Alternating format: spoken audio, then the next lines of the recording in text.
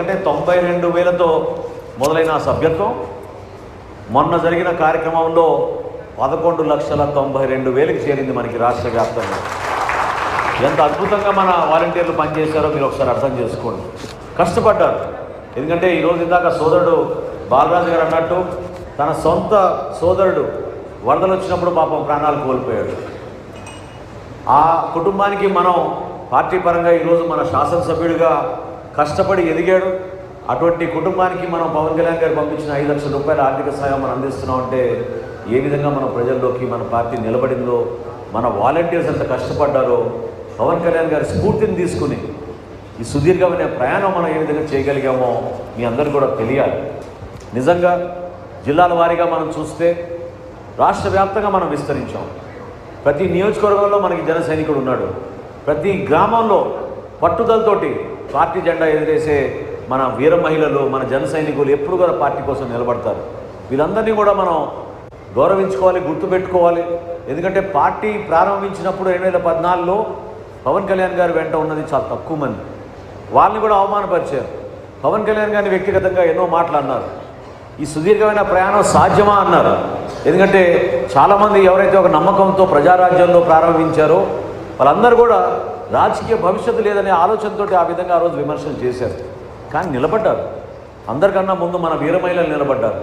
చాలా ఆవేశంతో పవన్ కళ్యాణ్ గారి నాయకత్వం బలపరచడానికి రాష్ట్ర వ్యాప్తంగా ఎక్కడ ఏ మీటింగ్ జరిగినా కూడా మన జన సైనికులు వాళ్ళు కలిసి పార్టీ జెండా మోసుకుంటూ పార్టీ కార్యక్రమాలను విజయవంతం చేశారు. అనేక కార్యక్రమాలు మనం చేపట్టాం. అది మనకి పదవులతో సంబంధం లేదు.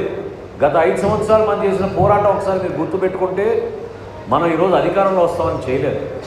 పవన్ కళ్యాణ్ గారు ఒకటే మాట అన్నారు, విలువలతో కూడిన రాజకీయాలు మనం చేద్దాం, నిజాయితీగా ప్రజల పక్షాన్ని నిలబడదాం, ప్రభుత్వాన్ని ప్రశ్నిద్దాం. అనేక సమస్యలపైన మనం సమస్యలే తీసుకుని మన పోరాటం తప్ప కేవలం పార్టీ పరంగా మనకి ఎన్ని ఓట్లు వస్తే ఏ ప్రాంతాల్లో మనం నిలబడితే గెలుస్తామనే దానిపైనే కాకుండా ప్రజల కోసం నిలబడదాం, సమాజం కోసం నిలబడదాం అని ఆ కార్యక్రమాలు చేసుకుంటూ వచ్చాం. ఈరోజు గుంతలు లేని రహదారి అని మనం కార్యక్రమం చేస్తున్నాం. ఆ రోజు మనం చేసింది ఏంటి? గుడ్ మార్నింగ్ సీఎం సార్ అని చెప్పి గుంతలు పూడ్చు మహానుభావ అని చెప్పి ఆ రోజున మనం రాష్ట్ర వ్యాప్తంగా ఉన్న దుస్థితిని, దుర్మార్గమైన ఆలోచనతో ప్రభుత్వం ఏ విధంగా రోడ్లను వదిలేసిందో వాటి గురించి మనం ప్రస్తావించి ఆ రోజు మాట్లాడాం. అదేవిధంగా ఇందాక సీన్ గారు చెప్పారు, గతంలో ఊహించని విధంగా రైతులు ఆత్మహత్యలు చేసుకున్నారు. కౌలు రైతులు ప్రత్యేకంగా మొట్టమొదటి కార్యక్రమం మనం చేపట్టింది కౌలు రైతుల కోసం. పవన్ కళ్యాణ్ గారు ఆ రోజు ఉగాది రోజు ప్రకటించి 5 కోట్ల రూపాయలు సొంత డబ్బు ఆయన విరాళంగా ఇచ్చి రాష్ట్ర వ్యాప్తంగా ఎవరైతే పాపం ఆత్మహత్య చేసుకున్నారో ఆ కుటుంబానికి జనసేన పార్టీ నుంచి ₹1,00,000 ఆర్థిక సాయం అందిద్దామని చెప్పి మనం ప్రారంభించాము.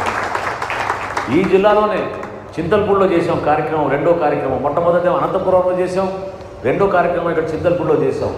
చింతల్పూడిలో చేసిన కార్యక్రమంలో ఈ జిల్లాలో 42 మంది ఆత్మహత్య చేసుకున్నారు మన కౌలు రైతులు. అంటే నిజంగా చాలా ఆశ్చర్యం కలిగించింది. ఎందుకంటే అన్నపూర్ణ లాంటి జిల్లాలో కూడా ఇటువంటి దుస్థితి ఉందనేది నిజంగా చాలా బాధ కలిగించింది. ఒక సంఘటన నాకు గుర్తొచ్చింది ఈ రోజున. ఉదయం ఆ రోజు దాదాపు 6:30-7 గంటలకి ఒకరు వచ్చి, నేను హోటల్లో ఉన్నప్పుడు వాళ్ళు తలుపు తట్టి మాకు అన్యాయం జరిగిపోయింది, ఈ విధంగా మా తండ్రి గారు గతంలో ఒక గవర్నమెంట్ ఎంప్లాయీ, ఆయన 5 ఎకరాలు మామిడి తోట వేసుకుని కౌలు రైతుగా ఆయన డబ్బులు కట్టలేక ఆత్మహత్య చేసుకున్నారని చెప్పి ఫోటోలు అవన్నీ వివరాలు ఇచ్చారు.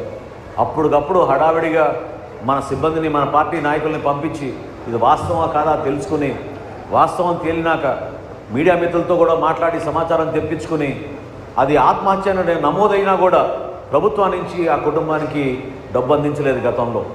కానీ కేవలం 5-6 గంటల్లోనే ఆ కుటుంబాన్ని మనం చింతల్పూడికి తీసుకొచ్చి పవన్ కళ్యాణ్ గారి చేతుల మీదుగా ₹1,00,000 ఆర్థిక సాయం ఆ రోజు ఆ కుటుంబానికి అందించాం. ఆ విధంగా మనం నిలబడ్డాం. పార్టీలో ఏ కార్యక్రమం చేసినా కూడా మనం ఆశ్చర్యకరమైన విషయం ఏంటంటే పవన్ కళ్యాణ్ గారు ఇచ్చిన 5 కోట్ల రూపాయలతోటి రాష్ట్ర వ్యాప్తంగా, ప్రపంచవ్యాప్తంగా మన జనసేన పార్టీకి సంబంధించిన నాయకులు, ఇతర దేశాల్లో నివసిస్తున్న మన ఎన్ఆర్ఐలు అందరూ కూడా వచ్చి స్వచ్ఛందంగా మనకి లక్షల రూపాయల్లో విరాళాలు ఇచ్చి దాదాపు 1,400 రైతులకి రాష్ట్ర వ్యాప్తంగా మనం ₹1,00,000 చొప్పున అందించగలిగాం. అటువంటి కార్యక్రమాలు చేసుకుంటూ మనం ముందుకు వస్తున్న తరుణంలో మీరందరూ చూశారు, ఎన్నికలప్పుడు, స్థానిక సంస్థలప్పుడు ఆ రోజున ఎన్నికలకి దూరం ఉందాం అని ఈ రోజున్న ప్రధాన పార్టీలు ఆలోచించినా కూడా లేదు, ప్రజాస్వామ్యం రక్షించాలి, ప్రభుత్వాన్ని మనం ప్రశ్నించాలి, ఎన్నికలు వాళ్ళందరూ కూడా ఏకగ్రీవంగా జరిగిపోవాలనే తపనతోటి ముఖ్యమంత్రి గారు దౌర్జన్యంగా ప్రవర్తిస్తున్నాడనే ఆలోచనతోటి ఆ రోజు పవన్ కళ్యాణ్ గారు మన వీర మహిళల్ని, మన యువతని మీరు ధైర్యంగా నామినేషన్లు వేయండి, 10 ఓట్లు వచ్చినా 50 ఓట్లు వచ్చినా దాన్ని పట్టించుకోబాకండి, కానీ ప్రజాస్వామ్యబద్ధంగా ఎన్నికలు జరగాలి, దానికి మీరందరూ కూడా నిలబడండి అని చెప్తే ప్రతి ఎంపీటీసీను, ప్రతి సర్పంచ్, ప్రతి వార్డు మెంబర్ కూడా రాష్ట్ర వ్యాప్తంగా మన జనసేన పార్టీ నుంచి ఆ రోజు అద్భుతంగా మన వాళ్ళు నిలబడ్డారు. చాలామంది ఆ రోజున ఎంపీటీసీలుగా గెలిచారు, సర్పంచ్లుగా గెలిచారు. మహిళలు కొంతమంది అయితే వాళ్ళకి ప్రభుత్వ ఉద్యోగాలు ఉన్నా కూడా రాజీనామా చేసి వచ్చి నిలబడి పార్టీ తరఫున ఆ రోజున నిలబడ్డారు. అటువంటి స్ఫూర్తిదాయకమైన నాయకత్వం మన దగ్గర ఉంది. ఈ రోజున మనందరం కూడా ఎంతో జాగ్రత్తగా వ్యవహరించాలి. ఎందుకంటే కూటమి ప్రభుత్వంలో మన బాధ్యతలు ఒక పట్టుదలతోటి మనం ముందుకు తీసుకెళ్ళాలి. ఎంతో నష్టం జరిగింది మన రాష్ట్రానికి. 5 సంవత్సరాల్లో అంధకారంలోకి నెట్టేశారు. ఎక్కడ ఉన్నాం మన ఆంధ్రప్రదేశ్ అనే ప్రశ్న ప్రతి ఒక్కరూ అడిగే ఆలోచన. ఏమైపోయింది మనం చెప్పండి. ప్రధానమైన మన నగరాలు ఏలూరు కానివ్వండి, విజయవాడ కానివ్వండి, గుంటూరు కానివ్వండి, ఏవి కూడా అభివృద్ధి చెందలేదు. ఎక్కడ అభివృద్ధి చూపించగలిగే పరిస్థితి లేదు. ఒక్క పరిశ్రమ రాలేదు, ఉద్యోగ అవకాశాలు లేవు.